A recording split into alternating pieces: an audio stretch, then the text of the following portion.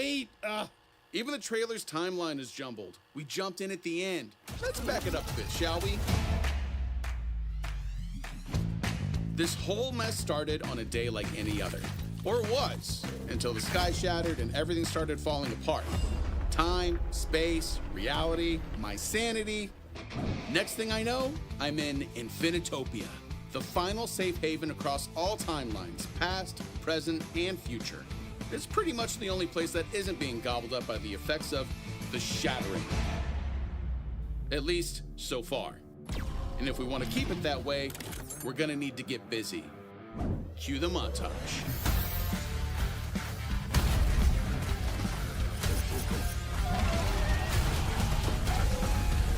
Us survivors strike out into the wilds, using everything we can, from whenever we can, to push back the Tangle and its never-ending waves of corrupted time echo creatures. The more you work together, the smoother this whole thing goes. Mostly. But hey, if at first you don't succeed, die again.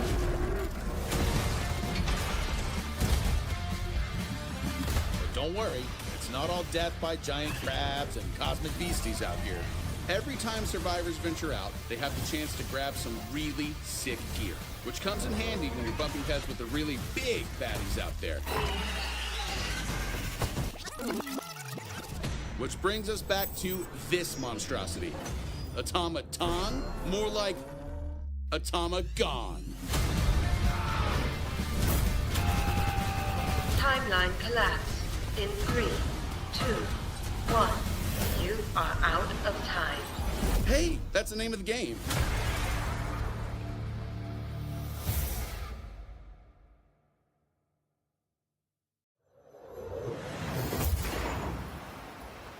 Whoa, never seen this before.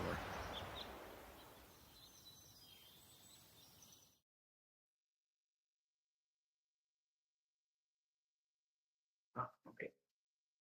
Hello, welcome. My name is Frederick Diskens. I'm the CEO and co-founder of Manticore Games. Welcome to the very first showing of our new game, Out of Time. We are very excited to finally be able to share the game with you. We're going to show you live gameplay. We're going to play the game in front of you, explain all the specific gameplay mechanics. The game is still work in progress, so hopefully we won't run into too many bugs. Wanted to intro a few of the folks on the call. We have Jordan Menard, who is Chief Creative Officer and co-founder of Manticore Games. We have Tim Slager, who is our Head of Community, and we have Shannon Woods, who is our Senior Marketing Manager.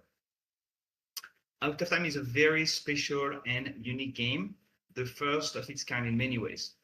For a starter, Out of Time is the first 3D multiplayer roguelike of its type. It's not the only thing that makes it unique. We have several new and original gameplay elements we're going to show you today, such as gear-based ability system, the tether, intense and chaotic combat, and all that in a persistent and gorgeous universe spread across time and space, a bit like an MMO, some would say. For that, we're going to go over a few slides, more eras planned post-launch shortly thereafter. So we'll give you some hints of what else is to come in terms of new eras. So in Out of Time, you are what you wear. You have no classes, just gear that you can combine infinitely. So we do have gear sets. And while we do have gear sets, we don't have any defined classes. We'll talk more about that later during the demonstration, but one of the joys of Out of Time is the ability to mix and match the gear from a whole slew of options to suit your own playstyle and mood. Someone on the team calculated that there were hundreds of millions of combinations possible, and beyond the number is just lots of fun, as we show you today, to be able to mix and match all your gear based on your playstyle, your evolution, and of course the other players you play with. So we have a few very unique gameplay systems we developed in Out of Time. And we just talked about the gear-based system and how unique it is. And we'll show you all that in a moment, of course. And we have also what's called the tether system. It's a very, very unique and the first of its kind system in the game. The tether system is one of the integral parts of our game.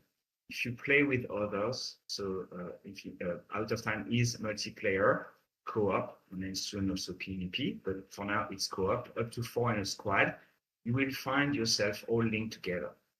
What that means that within a certain aura, within a certain perimeter, the stats from your gear are all shared with your teammates going through this tether system. That being said, if you stray too far away and break from the tether, there will be consequences. You will find yourself isolated and also potentially starting to lose stats and life. So you have to think very carefully about the strategy and the tactics related to your positioning in the team, the group, the squad. And one of the key elements of Out of Time is obviously the very fast-paced, chaotic combat.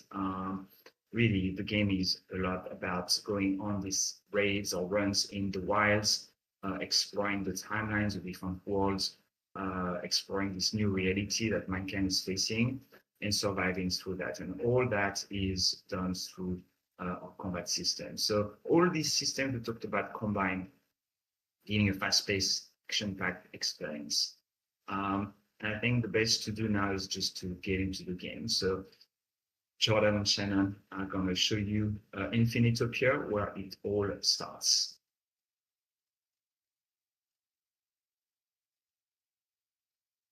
Awesome. Thanks for that introduction, Frederick. Hi, Shannon. Hi, Tim. Hi. Hopefully you all can see my screen in a minute. There we are. Here is Infinitopia. So we are in Infinitopia, the central hub world for Out of Time. From here, we're going to go out on missions to different time eras. We're going to fight lots and lots and lots of monsters. We're going to collect epic loot, and we're going to mix and match our gear. We're going to have a lot of fun. So I'm going to go ahead and give you a tour. We're going to look around Infinitopia at the different eras. Each one of the era is through a different gate here. Some will come at launch, some will come post-launch, but they are prehistoric through that gate.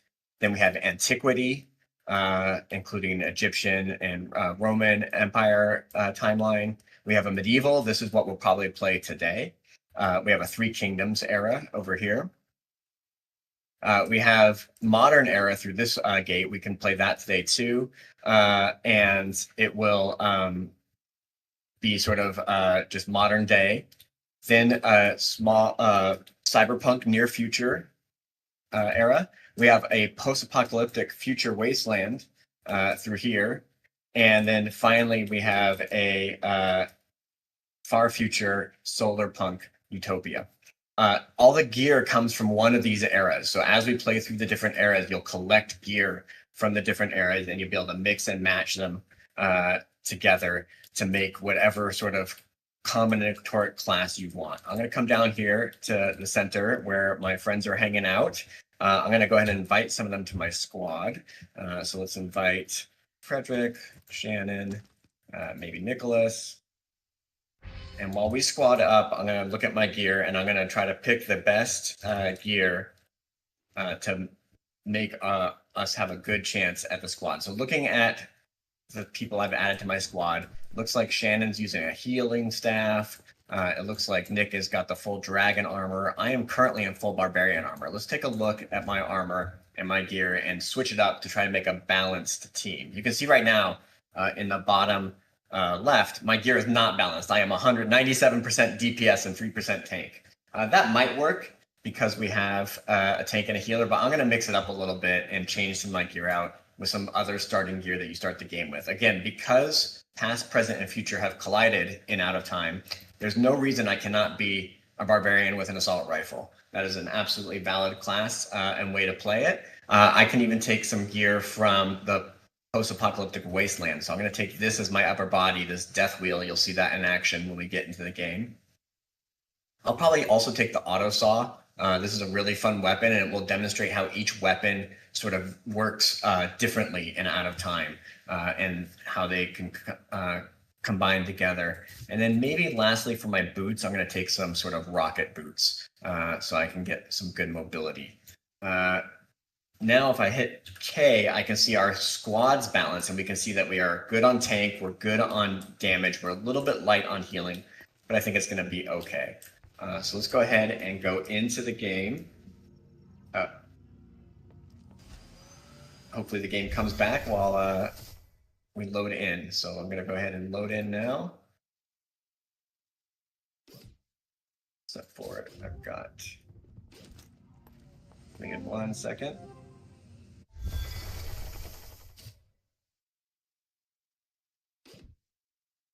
I can swap to healing pants while you do it. 100% on me, guys. So sorry, I clicked the wrong streams there. So we should be good back online, though. All right. But I am getting the message that all squad mates must be in town to start the game, so I might remove some of the squad mates until I find who is not actually in the town. It might be a bug. Oh, public. All right, let's reform the squad. Let's just do that.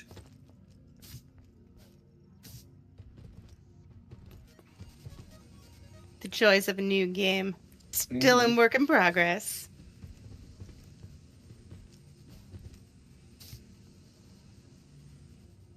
All right. Let's see if I can run now. All squad mates must be in town. Shannon, could you drop squad if that's okay? I'm not even, it claims I'm not in squad anymore. Oh, so I will log out and come back in. Try that.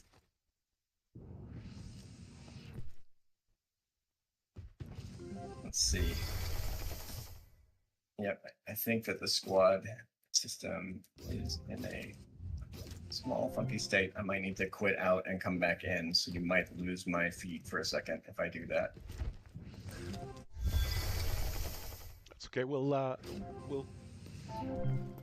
while you're doing that, we can chat a little bit more about some of the gear systems and things like that. So while that's happening, thanks so much everybody for tuning in and joining us as we get. This is game development, right? Things happen, so we move forward and we celebrate and adapt and overcome. So while Jordan's getting reloaded, I wanted to talk just a little bit about the gear system. And I think that's one of my favorite parts, really, about Out of Time, is that the ability to take all of these standard archetypes that we're familiar with from games like World of Warcraft, where you have a tank or a DPS or a healer, and kind of use those if you want, really, and embrace that play style. Or you can mix and match, and that's the thing that I think really makes Out of Time. And I think Frederick mentioned the 190 million potential combinations, the endless possibilities of combinations and power and creativity that go into Out of Time is really fantastic. So it looks like Awesome. Yep, I am back. Let me go ahead and before I add people to squad, let's make sure that I can hit the play button. Okay, great. Now I will add people to the squad. Pick me, pick me. I will.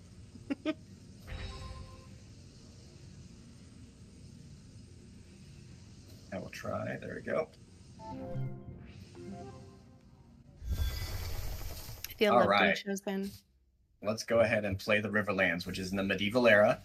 It's the first level of the medieval era.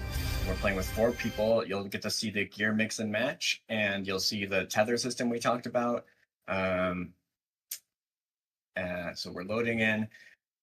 Each run in Out of Time is sort of a 15-minute timed run where you have to clear a certain amount of the level within that 15 minutes. The level is going to be covered with what we call the Tangle. It's this purple fog. And as we run through it, we will clear it with a radius around each player. So that if we spread out, we clear faster because our radiuses aren't overlapping. But if you spread out too far, we're going to lose the benefits of the Tangle. Let me talk a little bit about what the Tangle, what the tether does. The tether shares, as Frederick said, all base stats across to your other teammates, including the stats from your armor. So if you have one tank type character in your group, all of us are now tanky as long as we stay connected with the tether. So we're ready. I'm going to go ahead and start this run. We'll take a look at the map. We'll see where we have to go, how much Tangle we have to clear. And as we clear it, monsters will start spawning, and we will start to kill them, and it'll be fun. I've got my auto saw. One thing in Out of Time is that your auto attacks are truly auto. So you just have to get within range of enemies and your character will automatically attack. You don't have to spam your mouse button. Your mouse button is actually one of your abilities. And in my case, it is this saw blade, which I can now knock into the waves of enemies. Oh, somebody's a dragon. I think it's Nick there. Got some healing coming out from the paladin. Awesome. My saw blades are Paladin here. staff. Everything else isn't.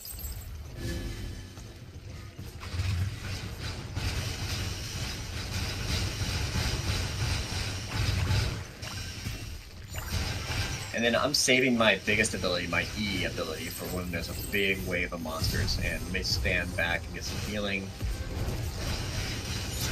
Let's push forward a little bit. We'll spawn some more monsters. The faster you push, the faster the monsters are going to spawn. But the monsters are leveling up over time. So if you don't push, if you push too slowly, you'll actually get out leveled. There, we got our first level up. So because it's a roguelike, we get our level up to level 5. We all get to pick an ability upgrade. And in my case, I'm actually going to take this one, which improves my saw blade. And I can see what Nicholas and Frederick and Shannon are taking. Shannon is taking global EXP gain, which is great because we're so early in the run. That will actually help us level up faster and stay ahead of the monster wave. Again, because of the tether system and how the tether system works, global upgrades of your stats affect your entire team. So oftentimes in those upgrade screens, you have a decision to make. Do you want to take one that just improves one of your abilities, or do you want to take a global stat that improves the entire team?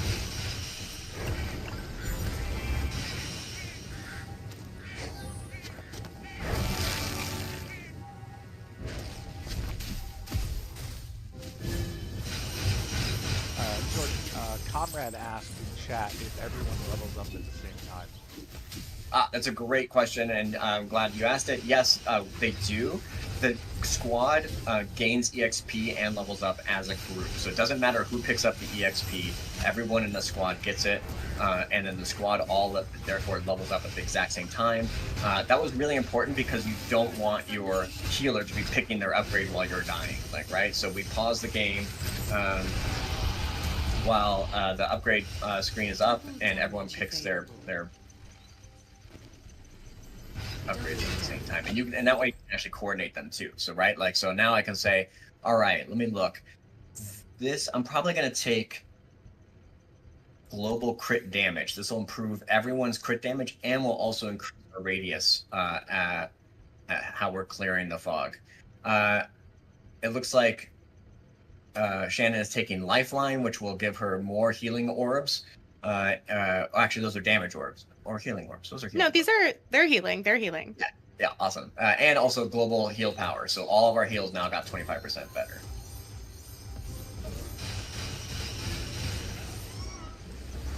And so on top of everybody leveling up at the same time, what about the resources that are dropping or the XP dropping? Is that shared? Yeah, that's a great question. Yeah, so all the XP is shared, and all the resources are also shared. So it's always to your benefit to play with more people. The more people you play with, the more resources you will collect. Everyone will collect and get the same amount of resources. But also, at the end of the run, when we get our gear, if we have 4 people, which we do, there'll be 4 pieces of gear that drop, and everybody can pick whichever one they want, and it will duplicate the gear if they all 4 people pick the same one. So you basically get more chances at better gear. We got the pressure plates one. I don't know if we got everyone can stand on the pressure Stand plates. on it. Yep. I'm just trying to survive on mine. Oh gosh, nope. We have a squad mate down. All right. Well, we get this Thank shows you, up Nick. revive system. Yep, Nick revived our healer. That is very good. We got 2 of the pressure plates. These are little mini games that happen. They're random. You don't know which ones you're gonna get. If you complete them, you'll get an extra upgrade. It looks like we're just gonna miss this one by oh no, we missed it. That's all right. That's all right. The resources that we collect in the runs also is used to upgrade your gear. I just spawned a temporal paradox that will damage us, but it also damages the enemies. So we actually want to drag it towards the enemies here. It will chase us, and we can get it to come towards this group of enemies. There are lots of enemies. We are staying just even with the enemies right now. They are level 14, and we are also level 14. We just hit level 15. I'm going to evolve my death wheel, I think. And I don't know if I think I've actually hit it yet. So I'm going to show off the death wheel too. Shannon's taking global heal power. All our heals will be 30%, 38% stronger. We're getting global crit damage from Frederick. And it looks like Nicholas is increasing his Dragon's Greed, which makes it so when he picks up gold, we all get more armor. All right, let me use my death wheel. Here we go. It's a very fun ability because it knocks all the enemies around, so I can knock them into my teammates or away from them as needed. Yes, I'm also reading chat. More dragon, more better. Look, my parents always said be whatever you want, but if you can be a dragon, always be a dragon. Oh, I'm dying. Not good. Always backing up. Yep. I'm trying. I'm coming. All right. I have to remember. I have to remember to stand in the heals. Deadly I don't know. I fishes. keep going after your little wheels and kicking them around. Deadly fishes. I mean, that is very familiar to us. Wants to know if there's a concert at the end of the match once you win. There is not a concert if you win Deadly Fishes, but there is a gear set that is very musical, and it actually even has some freestyle scales that you can go up and down as you spin around with the flame guitar. So I think that I be the would one like you pick. to contradict that every endgame can be a concert if one is just willing to sing. You could do the all I do is win, win, win, whatever you want there. Yeah. All right, so here's a really interesting choice. Thank you, Shannon. Here's a really interesting choice. I can upgrade my saw blade, and get 25% damage for just that ability and more saws, but I can also upgrade global damage for the entire team. This is a card where if you see your squad mate turns down the global damage card, you are free to yell at them. I'm going to take global damage. Hey, I grief people if they don't take EXP early, so that's fair. All right, let's destroy some of these towers here. Basically one-shot me. There we go.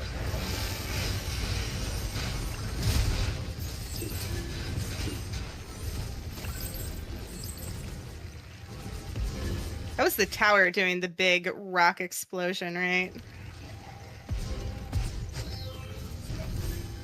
It is. Jordan, do you want to one talk? of the main design philosophies behind Out of Time, obviously, is sort of the infinite combinatorics and infinite replayability of it both being a roguelike, but also the mix and match of gear and the mix and match of the squads, right? Each weapon in Out of Time was sort of designed to play almost as an entirely different mini game. And I'm going to show what I mean by that when I do my saw blade next. So maybe finish being a death wheel. And then I'm going to put my saw blade out, and I can knock it around into the enemies, sort of like, like a blade. But my teammates can also knock it. So we can actually, as a team, get on either side of the wave of mobs and knock that blade back and forth through the mob waves. And each weapon plays as a different sort of little mini game like that. I'm going to take global damage. There's a weapon, maybe we'll show it in the next run, of a chain gun that has a really high rate of fire and really high damage, but you can't move while you're using it. So you need teammates to sort of block damage for you, bounce enemies away from you, and you'll be able to pump out a lot of damage, but you cannot move. You're sitting still while that happens. So again, each weapon sort of plays as a little different mini game. Shannon has the Paladin staff. One of the she sends out the light orb. This is actually a really cool ability. There. It knocks enemies back, and I can stand in it and get healed over time. So it's sort of this really cool thing where you can carve a path through the enemies with that light orb, while your team is standing inside the light orb, getting healed. Jordan, do you want to Other talk a things little that bit about, the auto attack that happens in the game? Yeah, for sure. Auto attack is truly auto, so they just if you're melee or ranged, you will automatically attack the nearest mobs to you. There are some that are even AoE auto attacks. We can choose the Vibe drone next round, and that is an AoE auto attack. The map also has random, obviously, spawn locations, random resources, but also these little random points of interest that are different mini games to play.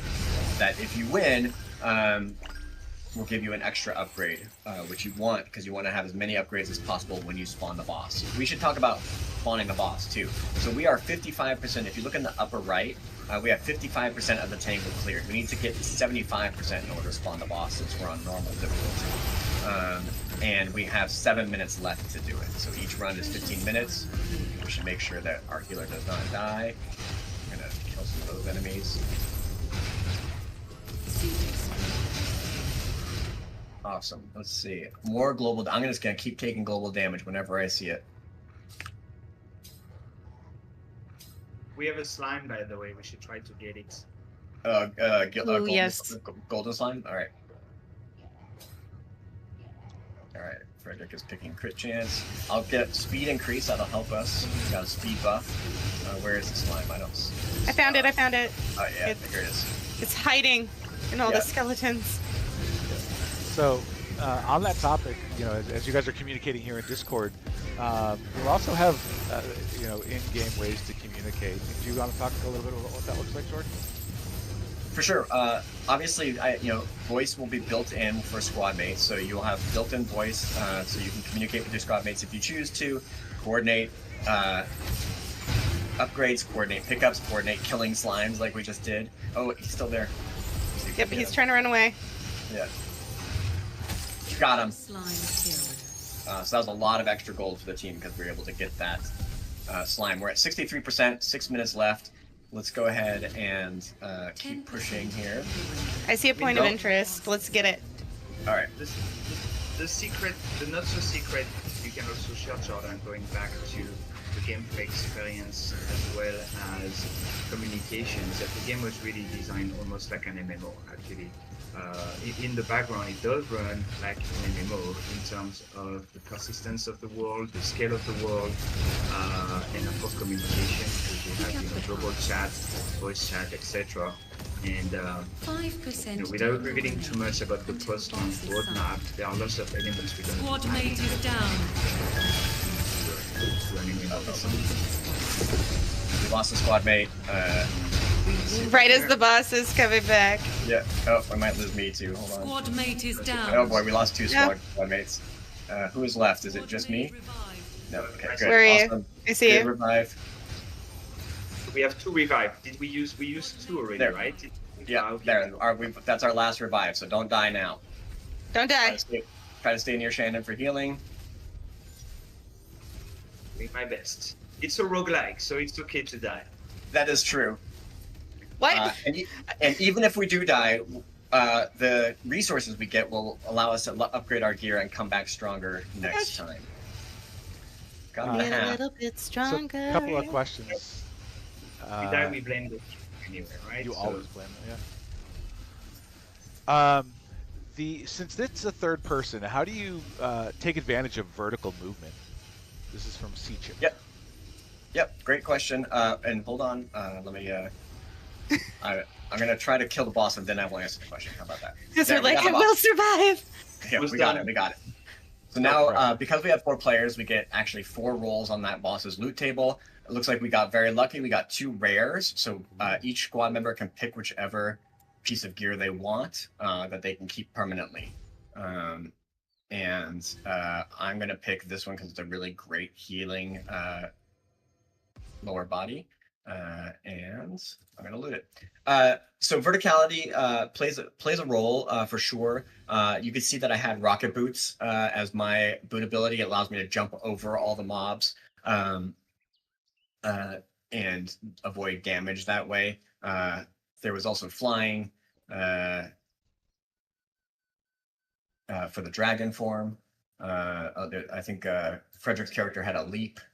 At the end victory screen here, we can see that we've cleared it in 10 minutes and 50 seconds. We can actually look at everybody's individual ability and how much damage and healing came from each individual ability. So that way, when you're back in town and you're trying to upgrade your gear, you can say, oh, I really want to upgrade my death wheel, which comes from my upper body piece. So I'm going to try to upgrade that. You want to go back to town and show the different stations maybe and Yeah. the upgrades and Exactly. I see a question in chat about, so each player rolls for loot, everyone can pick from all the options. That is correct. So there's no fighting over the gear. And that also means that bringing more play, and you get as many rolls as you have players. So bringing more players is always better. You'll get more chances to get the rare gear, and then everyone can take that rare gear.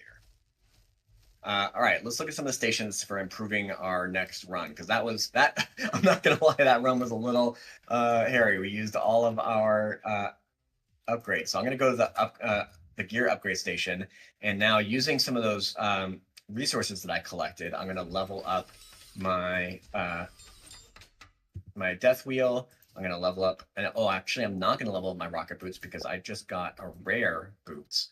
So I'm actually gonna equip those instead, and then level those up. So let's upgrade these rare boots that I just got, and then go out and equip them. Jordan, how many times can you level up a piece of gear? Yep, it's a great question. So the question is, how many times can you level up a piece of gear? It depends on the rarity.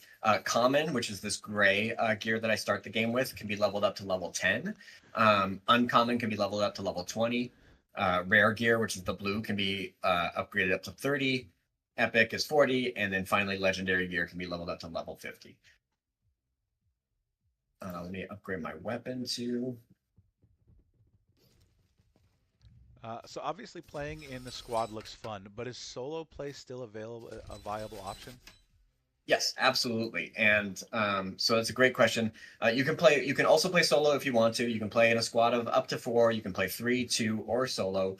When you play solo, this is where the mix and match actually becomes very important, because you don't want to be pure damage or pure heals or pure tank. You actually want to mix and match your gear to get a very balanced triangle on your gear balanced. That is the best way to play. When you're in a squad, you can absolutely go full damage as long as somebody else in your squad is going full tank, and if somebody else in your squad is going full heals, because then you'll share those stats over the tether.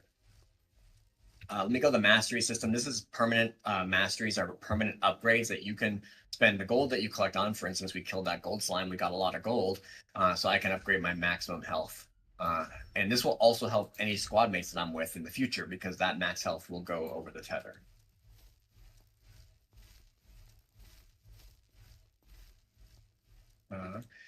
We have different avatars in the game. A lot of the avatars you start with or you get from the pre-purchase, but a lot of them you unlock by collecting their full gear set, right? So if I want to unlock this orc avatar, I need to collect all of the barbarian gear, and then that will unlock that orc avatar for me. This necromancer avatar gets unlocked by collecting all of her gear. I've collected her boots already. Let's go ahead and do one more run. You can see my new gear there. Obviously, and I've seen people commenting in the chat, so Out of Time is built on top of Core, which in turn is built on top of UE5 now. So we're based on UE5, built in Core. If you all are familiar with Core, obviously it's a UGC platform, but we've taken Core and extended it and made Out of Time complete within Core. With also a persistent back end. Cool. Let's go ahead and do another run, but let's go to the wasteland this time. So we're going to time travel to the wasteland. You can see which zones I have unlocked. Each era has 4 zones, and you unlock them by completing them on each difficulty level. So I've got 2 of them completed here. I'm going to do Central Crater. Before I do that, I want to make sure my squad mates are all good to go. Has everyone got their gear leveled up? I'm going to actually change my weapon. I think I want to do the axe. So Deadly Fishes also asks, does this game launch independently, or do you need to run it through Core? That's a great question. Out of Time will be a standalone game. So it'll actually launch through its own launcher, through the Epic Game Store launcher when we launch on Epic Game Store, and it will be a standalone game, independent from Core. Awesome. Let's go ahead and start the run. And Tim, you keep showing Twitch and Discord, not the stream. Oh, my apologies. Should be the stream, but if that changes, let me know.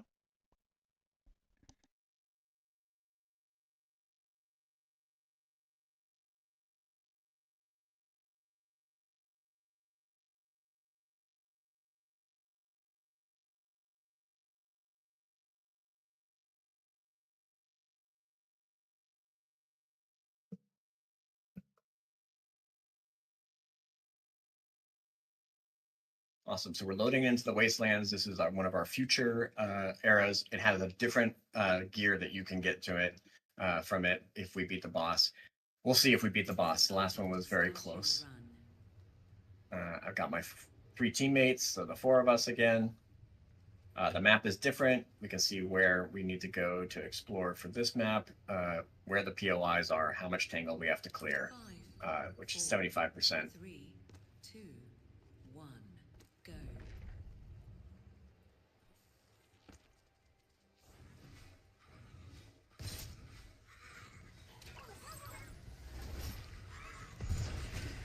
I switched my weapon out, so I no longer have the auto saw. I've got this axe I can throw. A boomerang axe, and then I can do a big blade wave. Just give it a second here. Hey Jordan, when you're looking at your squad and preparing to jump in, how do you know where you guys fit within the DPS, tank, and heals, and making sure that you have enough to cover your needs? Yep, we have 2 ways to tell that. You can tell individually when you're on the inventory screen, when you're in town, but for the squad, if you hit the K button, it brings up that little radar graph there. We call it the triangle graph. It looks like we're a little light on tankiness this time. We've got 56% damage, 36% healing, and only 8% tank. That might be actually why we used all our revives last squad. We probably could have... oh, watch out for that guy. We probably could have balanced that a little bit better. I will try to find, if I get any tank options, I will try to take them. Any tankiness. Actually, yeah, let's do that one.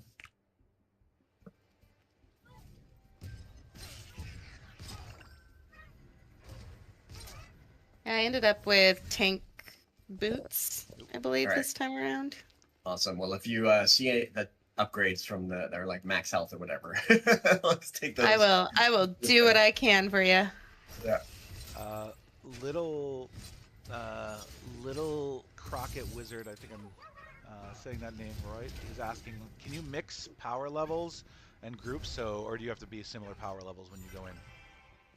That's a great question. You can mix power levels and groups. However, everybody in the squad has to have the zone that you go to unlocked. So if somebody in the squad hasn't unlocked, for instance, this level of the Wastelands on hard, then the squad can't go there on hard. Lilac Rocket. Thank you, Lilac. And then Dejected always asks, is there a way to earn more revives during a run? Looks pretty difficult in public runs. Yeah, it's a great question.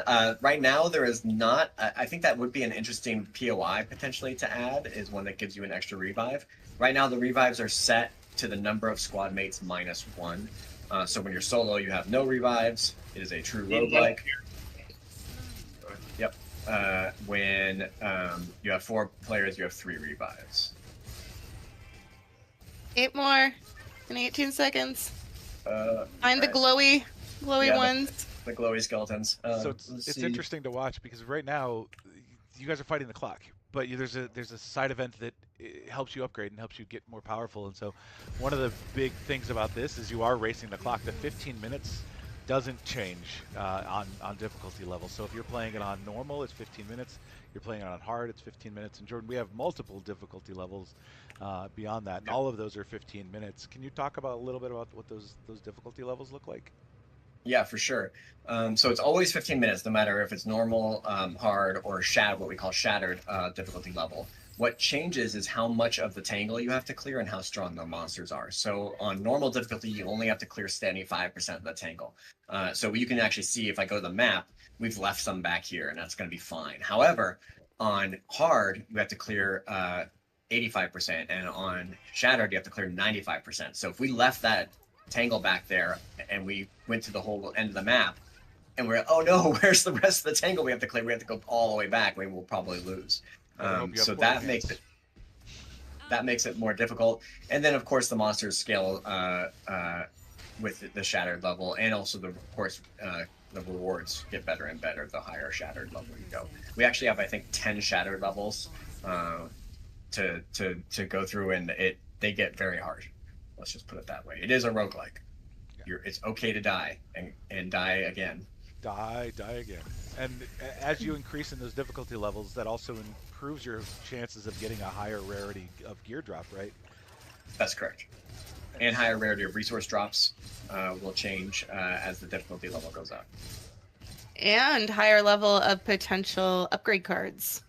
That's correct. As you level up your gear and get rarer gear that you level up, the upgrade cards also get better. So one of the main reasons you want to level up your gear is that you improve the deck of upgrade cards that is associated with that gear. Next time I get an upgrade screen, I'm actually going to point that out, that each card is coming from one of my pieces of gear.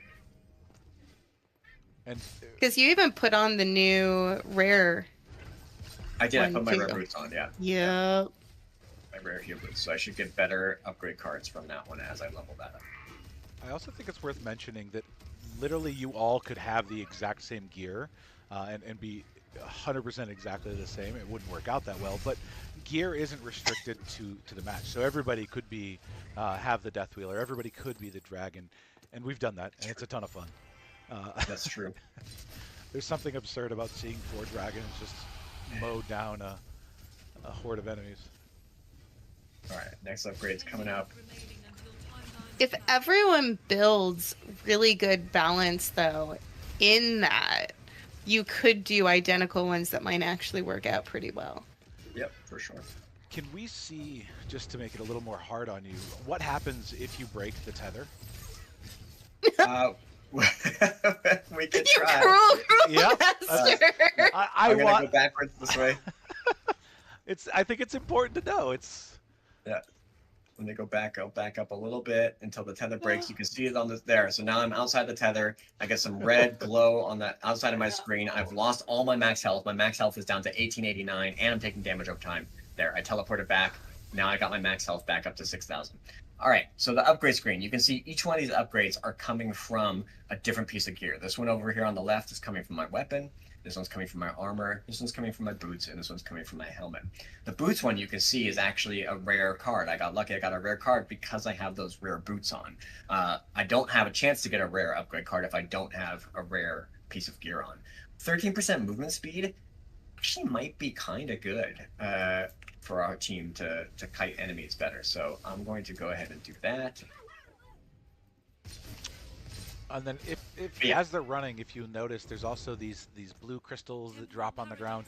That's the experience that they're picking up, and there's multiple different versions of that. And Jordan, correct me if I'm wrong.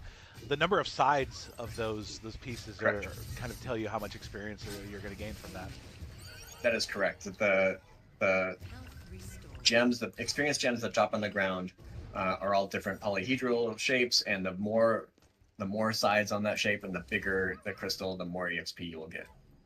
Oh, there's a little heal bot there healing people. That's Yep, I did a full swap of gear. And you'll also have You can't put me in a corner. You can't put Shannon in a corner. But there are also random things that will drop throughout the run, whether it's XP boosts, damage boosts, speed boosts, magnets, and those kinds of things. So it is really just as you progress, determine what's the best use of your time. Got another question in, and that is from Lilac Rocket Wizard. Thank you so much for clarifying the name. Will there be any accessibility settings? Will you be able to reduce any of the effects on the screen? Like the line and the tether stuff is really neat. Yep, it's a great question.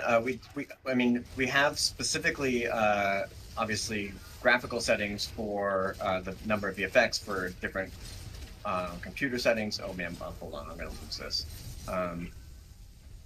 The game is meant to be sort of overwhelming visually, though. I saw someone earlier say in chat, it's as if Tim Sweeney designed Vampire Survivors, right? It's really sort of meant to be that overwhelming, surrounded by mobs all the time, and bullet haven style of gameplay. I'm gonna take a little damage. I just looked at your spider graph, and you guys are really even out across tanks and heals, and really strong on the DPS side of things. So it's always interesting to watch that spider graph change, even over the course of the game, the individual round. and watching. That's right. the It does value. change in real time as we pick our upgrades, right? So that's really good feedback that you can use as a squad to say, hey, we started low on tankiness. If you remember, we started this run low on tankiness.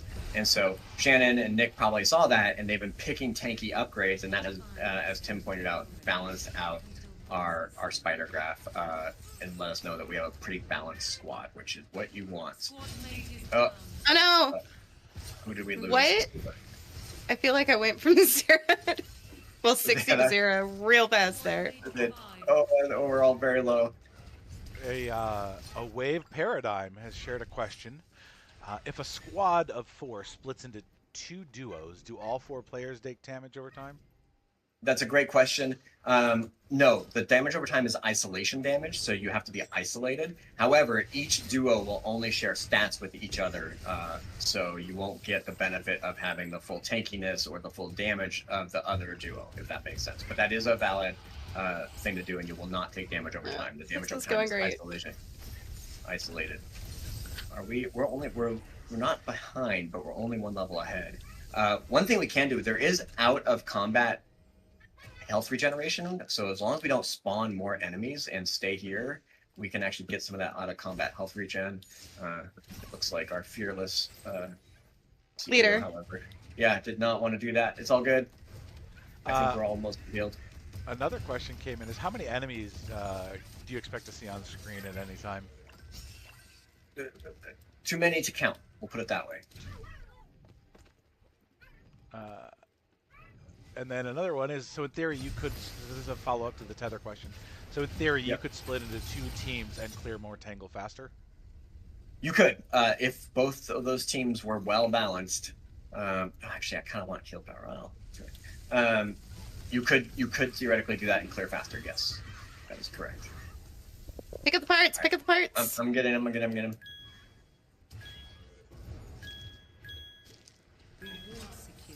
Reward secured. Let's go back. Let's go get the reward. Yeah. The mini boss here. All right. I don't think we need more movement. Well, movement speed. Global cooldown though. Global cooldown for everybody. Seems good.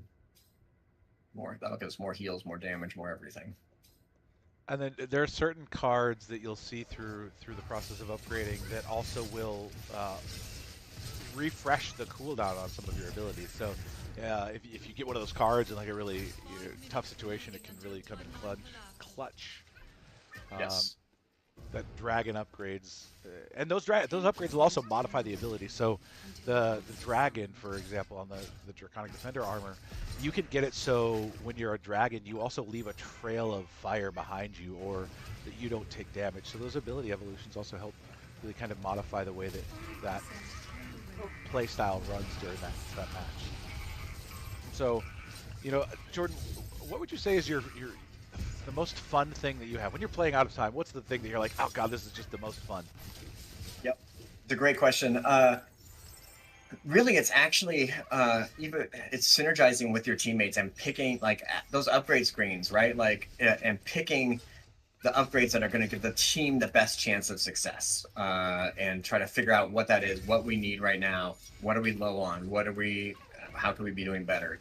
That is really, really, really fun. When I'm playing solo, you still get to do that because you pick it for yourself, and you try to figure out, okay, well, what am I short on? Am I short on healing? Do I need to pick a healing upgrade this time? Do I need to pick a max health, or do I just want to go full damage? Really go full damage. All right, we spawned the boss. I'm a little bit low on health, but we should be able to. Got I'm trying. this, maybe. So, what determines the strength of the boss? Yep, the strength of the boss, like all the mobs, is determined by what time you spawn it as. So because we spawned him with 3 minutes and 51 seconds left, he is level 33, which is what all the mobs are. So basically, mobs and bosses just get stronger over time. So the faster you go and the faster you level up, you'll be ahead of levels. We're only 1 level ahead of this boss. We were sort of pretty dead even, actually.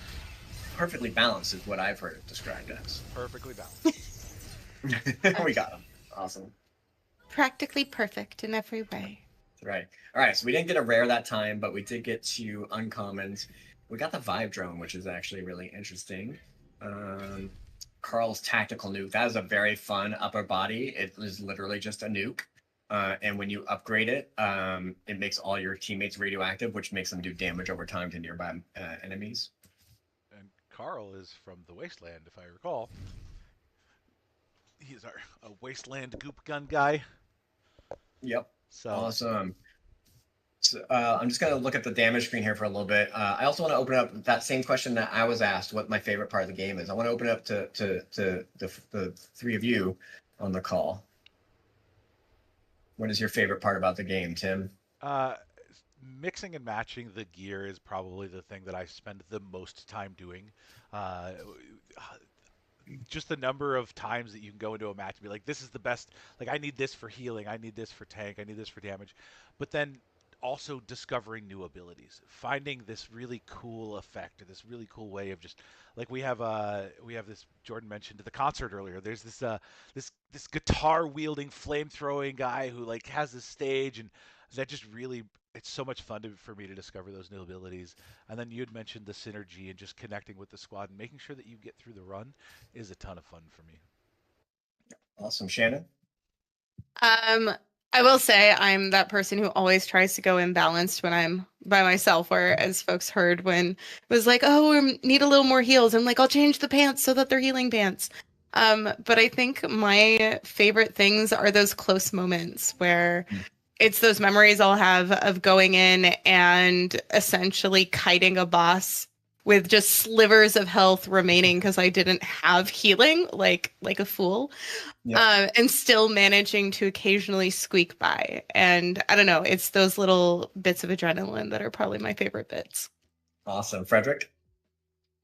It's a tough question. So obviously, love the combat, the intensity, the fact that it's never the same runs every time we do a raid. It feels different.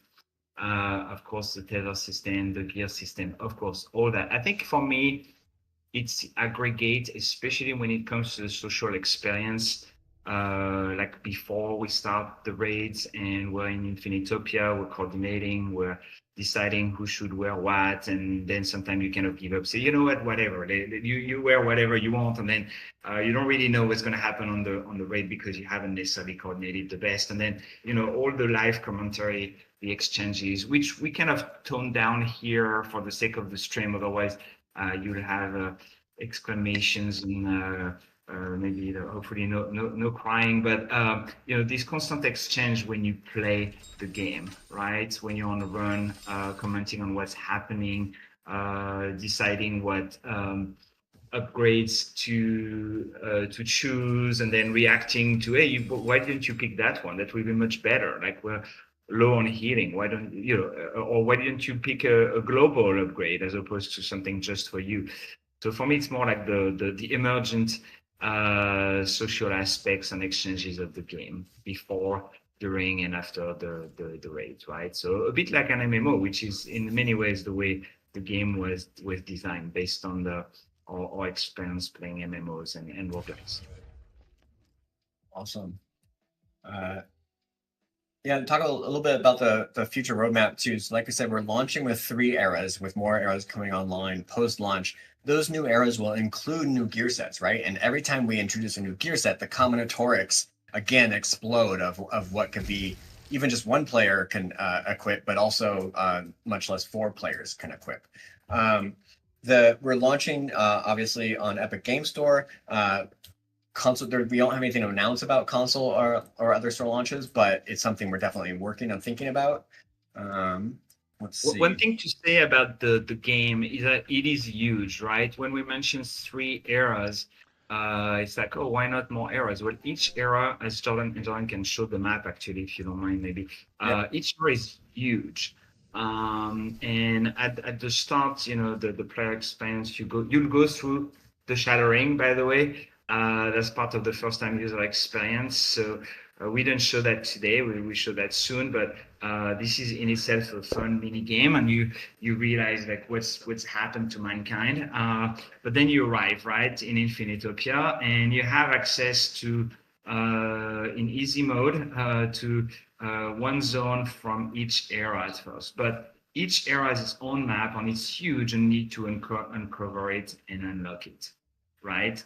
So right there, you have like lots of progression. You have lots of things to explore, and obviously, as we talked about, the if you mix that with the gear-based abilities, you progress there. You level those up. You acquire them. So you have, of course, constantly fresh content, fresh way to play the game. Plus, you combine the gear, plus you combine that with your teammates, so that's like infinite replayability.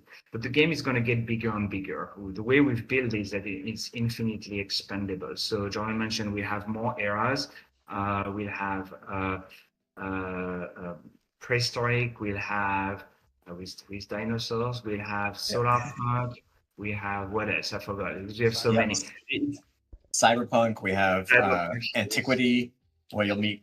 We actually didn't even mention the historical NPCs. I don't know if you all noticed, but in those mini POI events, when we're trying to save that time capsule by doing the different mini games, there's actually a different historical figure in each one of those time capsules. So we're trying to save history. We'll have Cleopatra, for instance, for the antiquity one. I think we'll have Charles Darwin for prehistoric, so he can see the Maybe fossils. you can fly above Infinitopia and show the different gates again, because that was not only beautiful. Yep. So there is prehistoric. There's antiquity. Post launch, we'll have also, John mentioned, of course, already new eras.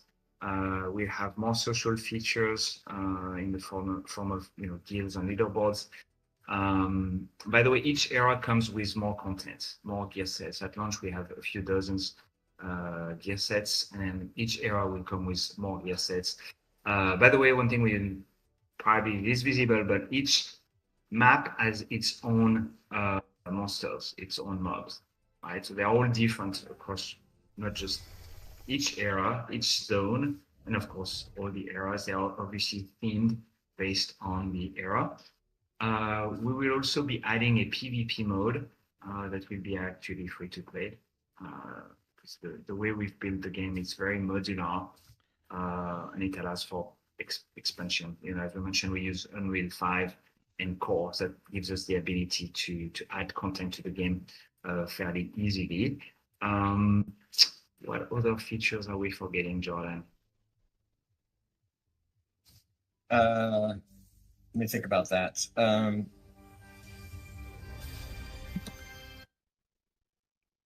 I mean, Mounts, because emotes. right? Yeah, we have mounts and emotes. Obviously, we have and like I said, a lot of those, some of the mounts you actually unlock also through gameplay. So by clearing an entire area, you get an era-specific mount as a reward. I forgot to mention while we were in the run, you can mount anytime that there's not any enemies inside of the aura, inside of the tethers. So if you did forget some some tangle back there, or if you wanted to go back and pick up a power up or some EXP you forgot, you are able to mount up in the run as long as there are no enemies nearby. It's good. No, please. I have some questions that I'll shoot your way when you're done. No, go ahead. I was going to read the questions, but why don't you read them too? Yeah. Perfect. So Dejected always says, with all of the combination, is there a place that you can go and test those abilities, like training in other games? It's a great idea. We definitely need to have a train dummy so you can sort of test your DPS. It's a little bit, you'll need to also get the upgrade cards are such a big part of it. Really, right now, I think what you want to do is start a run and just even solo and do it that way. By the way, I don't know if everyone noticed, I switched my weapon to the Vibe drone here. And I just died. I switched to the Vibe drone, and now I'm dead. Yeah. I don't think you vibed with it. I don't think. I did not. Wrong vibe. The Vibe drone is an interesting weapon. It has two modes, heal and harm. Right now I'm in heal mode, and it's got a circle around me where I can heal all my teammates within that circle, and then I can toggle it to harm mode, which will do damage with it to all enemies within that circle. I just did not toggle it fast enough, I don't think. It kind of reminds me of Lucio from Overwatch. We swap between. There's definitely similarities. Oh my gosh. I'm gonna go ahead and also got my nuke equipped that I got last run, so I'm gonna go ahead and come out here, get a lot of enemies, and then put the nuke Down. Oh, did we lose somebody? We lost somebody. Uh-oh. Uh-oh.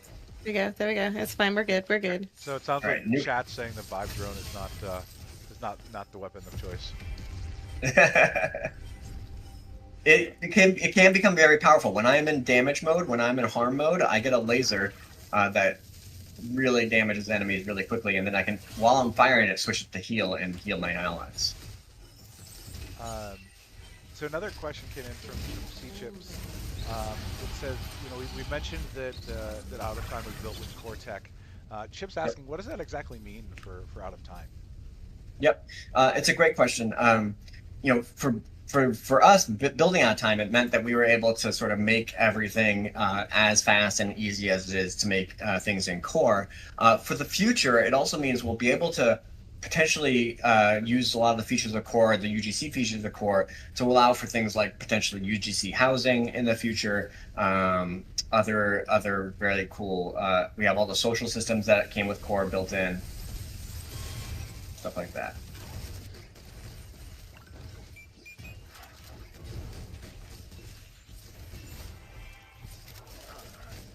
And then We mentioned cosmetics on mounts, etc., but we should also mention that some of them will be exclusive to folks who pre-purchase the game. So That's correct. if you purchase the game, you would get around 10 or a dozen exclusive emotes, mounts like the Manticore baby mount. That's exclusive to the pre-purchase package.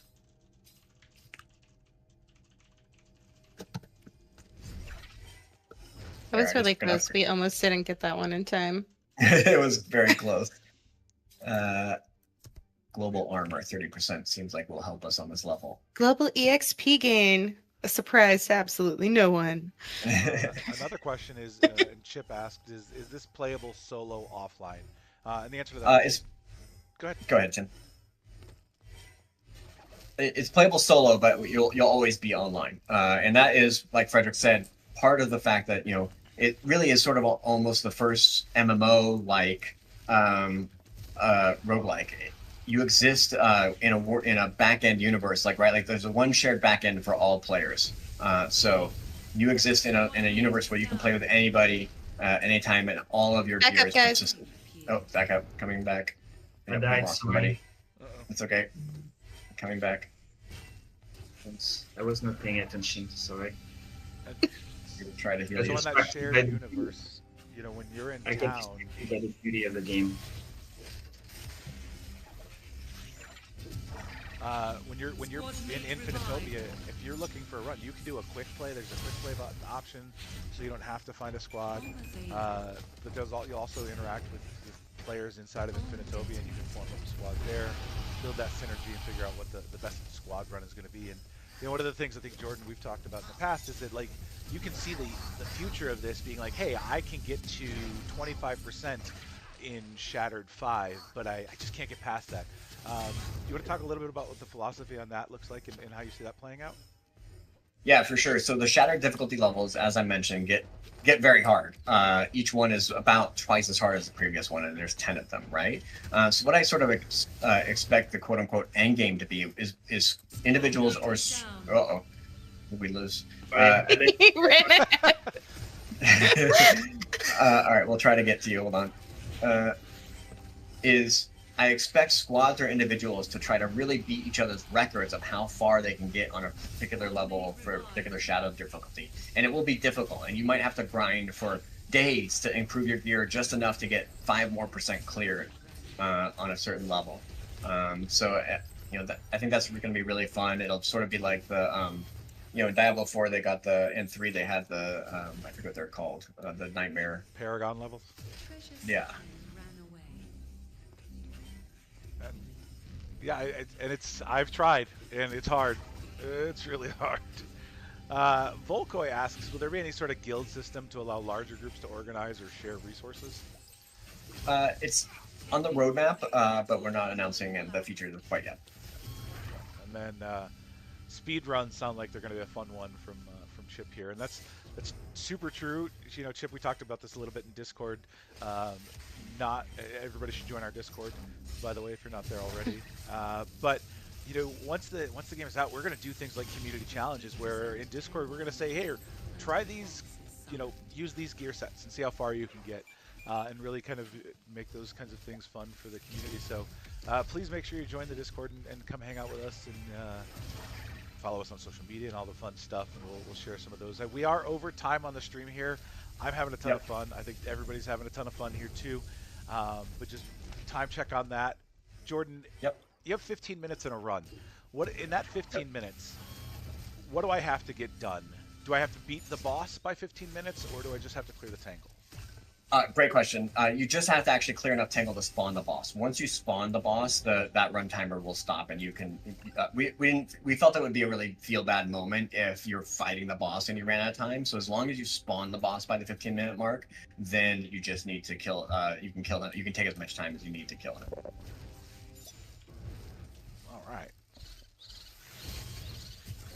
And this is definitely going to be an example of a run that we might not finish here. We are 6 levels behind the mobs. You can actually see they're taking a lot less damage now because we're so far behind them. And I don't know if we're going to be able to recover. Let's see. Yeah, they didn't even die to my nuke there. We are definitely behind the curve here. And so with that in mind, what happens if you die? What happens if the match ends? Yep. If the match ends, you don't get the gear, obviously, from the boss, but you do get all the resources that you gained and the gold. So you can go back to town, and it looks like we lost Shannon, we have...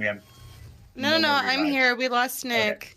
Okay. But, yeah, no more revives. No revives. Sorry, Nick. So you will get to keep all the gold and the resources, and you can use that to upgrade your existing gear to then go back and try that run again to try to get the better gear that you were trying to get. I did trigger. Sorry. No, it's all good. It's fine. I think this is a poetic way to end the stream.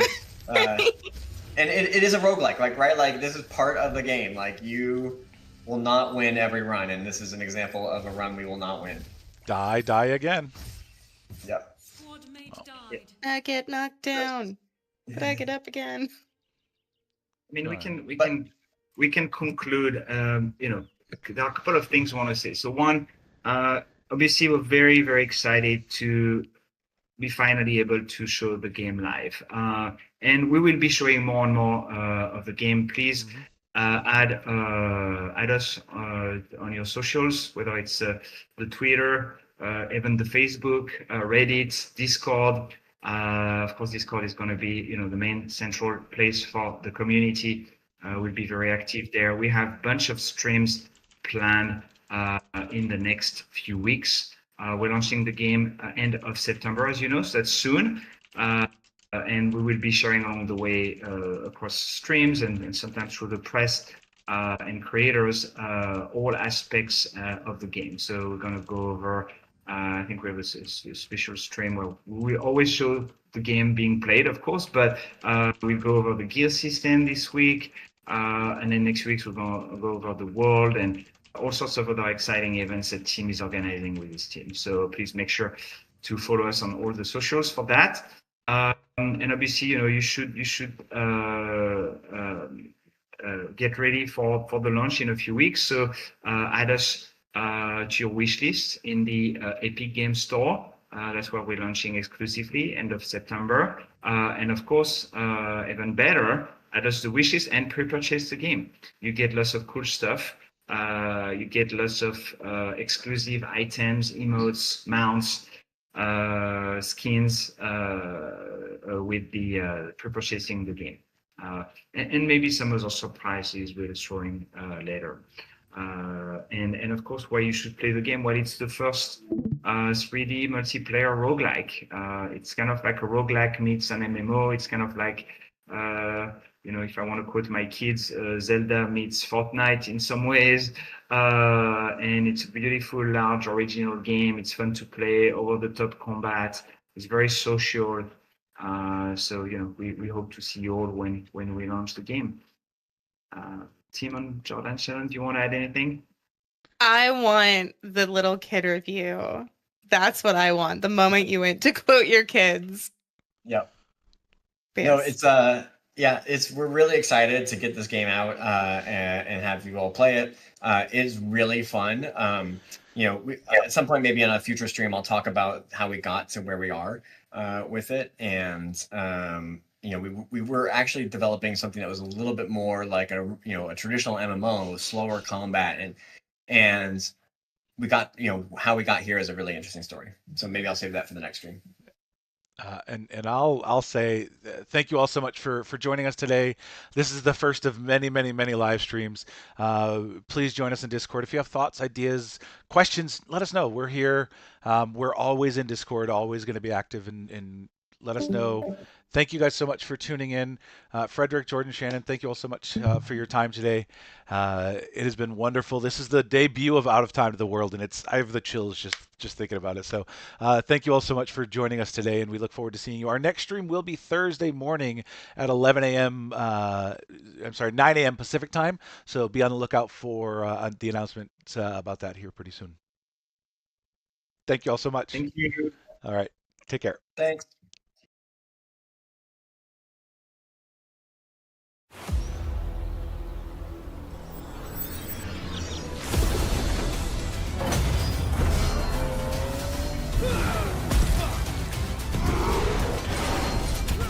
Stop! Wait, even the trailer's timeline is jumbled. We jumped in at the end. Let's back it up a bit, shall we? This whole mess started on a day like any other. Or it was, until the sky shattered and everything started falling apart. Time, space, reality, my sanity. Next thing I know, I'm in Infinitopia, the final safe haven across all timelines, past, present, and future. It's pretty much the only place that isn't being gobbled up by the effects of the Shattering. At least, so far. And if we want to keep it that way, we're gonna need to get busy. Cue the montage.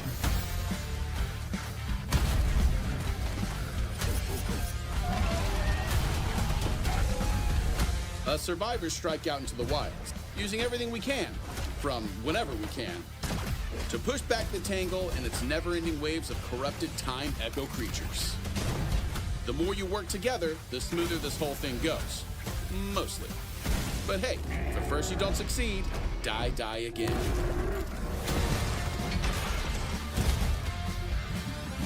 But don't worry, it's not all death by giant crabs and cosmic beasties out here. Every time survivors venture out, they have the chance to grab some really sick gear, which comes in handy when you're bumping heads with the really big baddies out there. Which brings us back to this monstrosity. Automaton? More like Automagon. Timeline collapse in 3, 2, 1. You are out of time. Hey, that's the name of the game.